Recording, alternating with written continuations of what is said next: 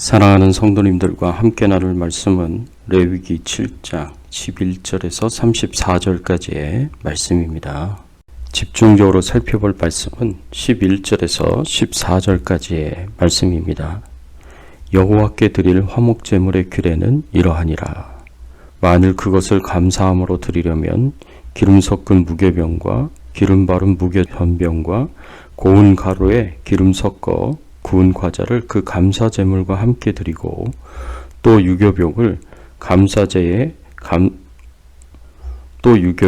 화목제의 감사 제물과 함께 그 예물로 드리되 그 전체의 예물 중에서 하나씩 여호와께 거제로 드리고 그것을 화목제에 피를 뿌린 제사장들에게로 돌릴지니라.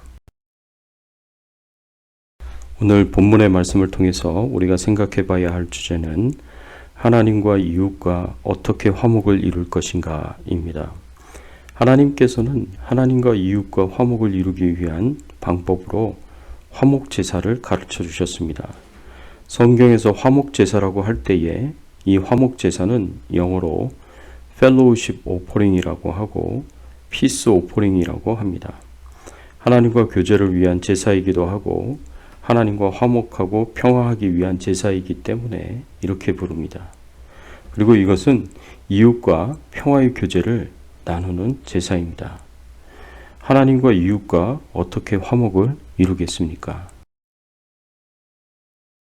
회개와 죄 용서함과 감사가 있어야 하고 감사를 나누는 교제가 있어야 합니다.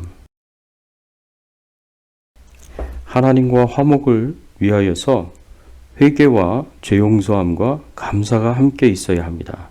오늘 본문 12절의 말씀에 보면 만일 그것을 감사함으로 드리려면 기름 섞은 무교병과 기름 바른 무교전병과 고운 가루에 기름 섞어 구운 과자를 그 감사 제물과 함께 드리고 하나님과 화목한 교제를 위하여 하나님께서는 먼저 감사 제물을 드려야 하는데 이 감사 제물은 소든지 양이든지 염소이든지 짐승의 희생이 있는 제물을 가리킵니다.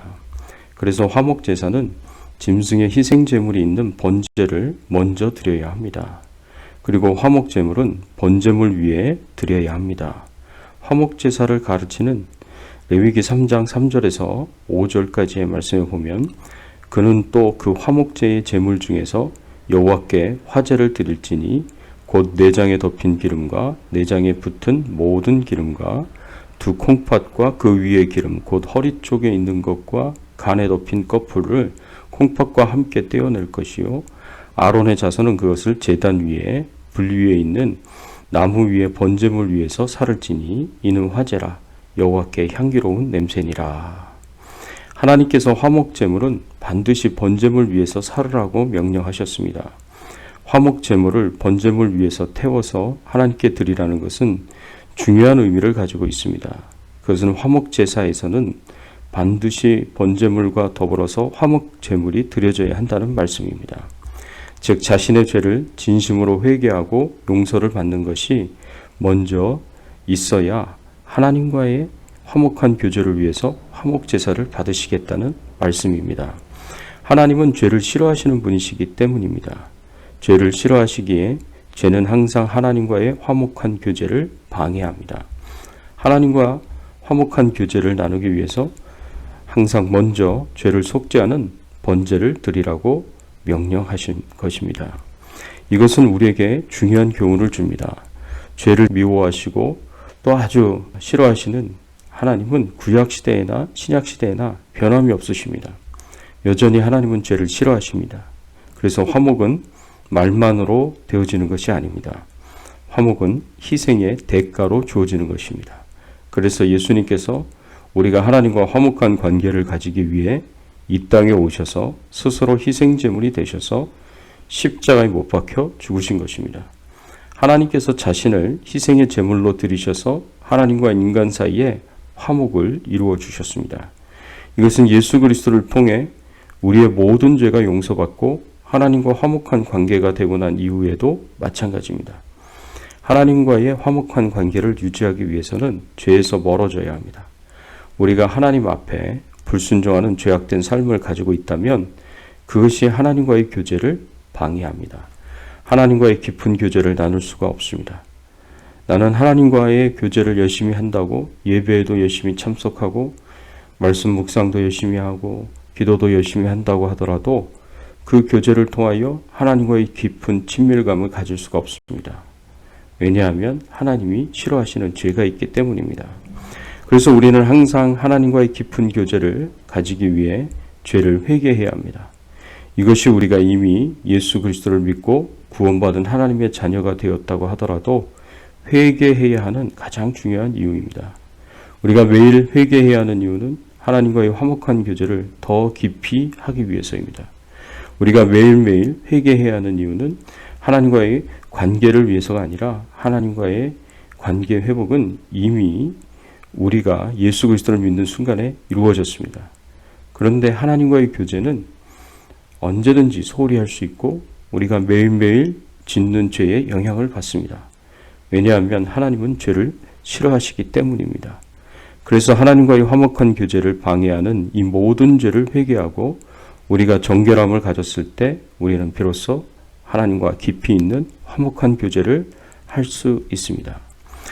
그리고 이 화목한 교제를 더욱 풍성하게 하기 위해서 하나님께서 이런 명령을 주셨습니다. 12절과 13절의 말씀에 보면 만일 그것을 감사함으로 드리려면 기름 섞은 무교병과 기름 바른 무교전병과 고운 가루에 기름 섞어 구운 과자를 그 감사 제물과 함께 드리고 또 유교병을 화목제의 감사 제물과 함께 예물로 드리되.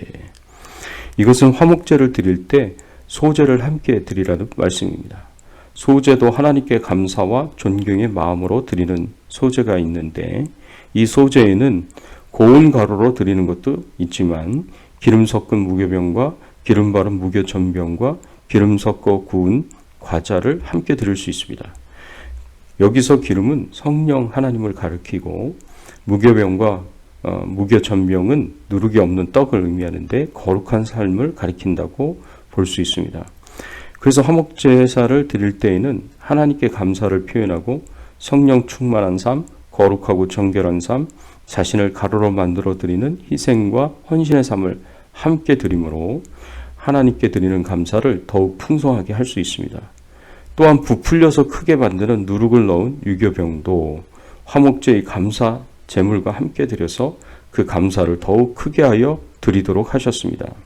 하나님께서는 하나님께 드리는 감사를 하나씩 표현하기를 원하셔서 이런 명령을 주십니다. 14절의 말씀에 보면 그 전체의 예물 중에서 하나씩 여호와께 거제로 드리고 그것을 화목제의 피를 뿌린 제사장들에게 돌릴지니라.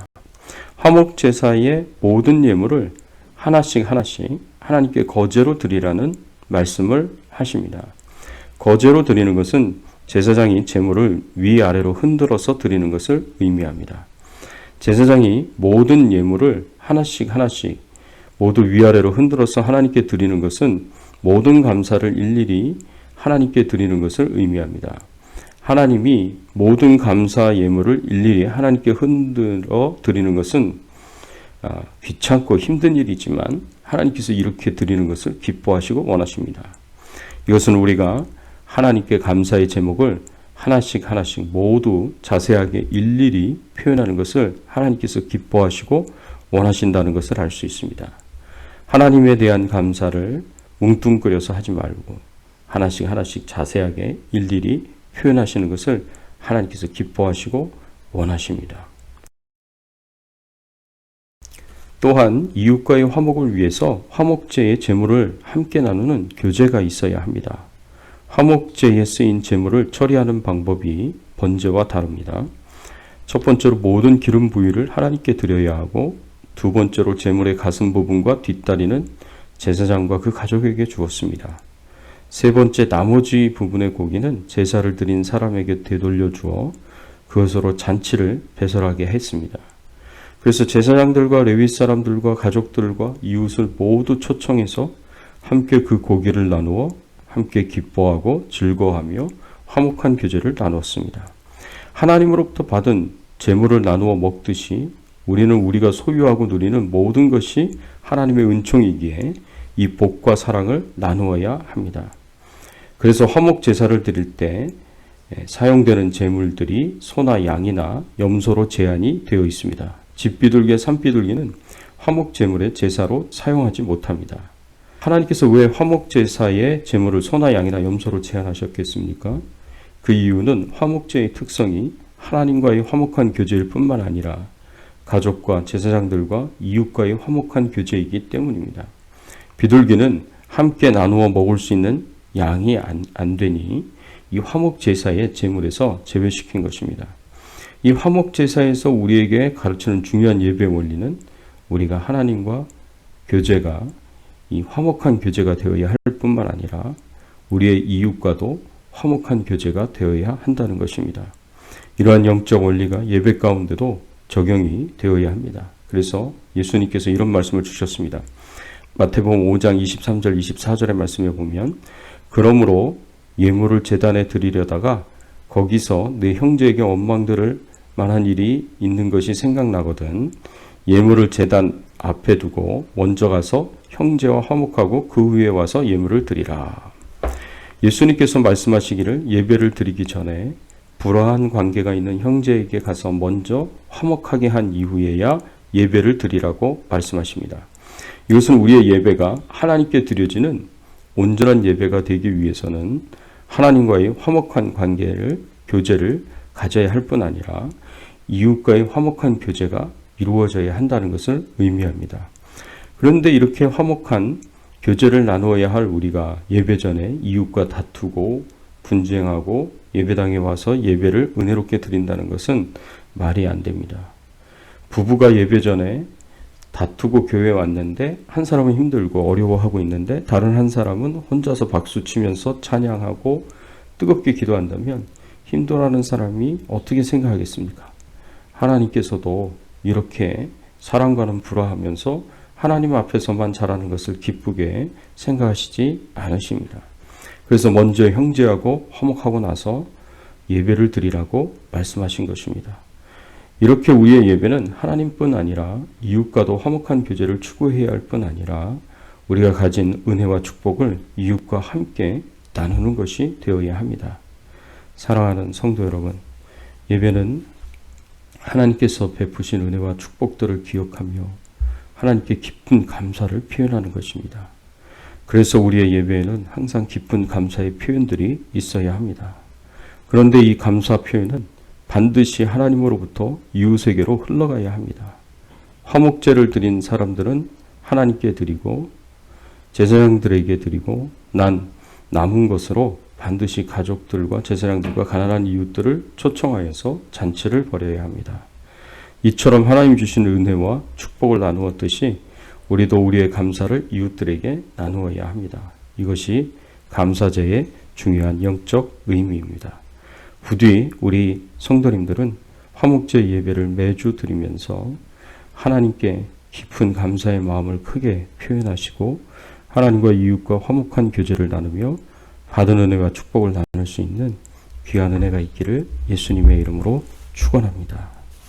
하나님 감사합니다. 화목제의 그 제사가 회개와 죄 용서함과 감사가 있어야 하고 또 그 감사를 이웃과 함께 나누는 교제가 있어야 함을 알게 하시고 깨닫게 하시니 감사를 드립니다. 오늘 말씀의 교훈처럼 살게 하여 주시고 오늘 하루도 주님과 동행하며 하나님의 나라와 영광을 위해서 살게 하여 주시옵소서. 저희들의 건강을 지켜 보호하여 주시고 안전하게 하시기를 소원하옵고 우리의 모든 기도가 응답이 되도록 역사해 주시기를 소원하오며 예수 그리스도의 이름으로 간절히 기도드리옵나이다. 아멘.